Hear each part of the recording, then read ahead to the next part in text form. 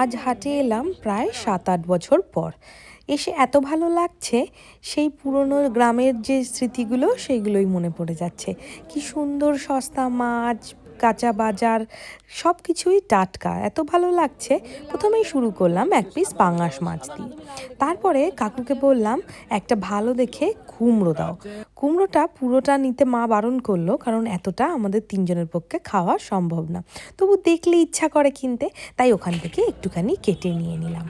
হাটে আসলে একটাই সমস্যা, যা দেখি তাই মনে হয় নিয়ে নিই।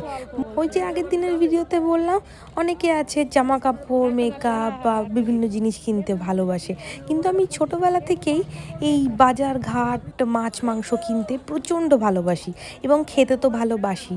তোমরা যদি আমার ফুড রিলেটেড ভিডিও দেখতে চাও, তাহলে লেফটি ফুডি বলে আমার একটি চ্যানেল আছে, সেটাতে গিয়ে দেখতে পারো।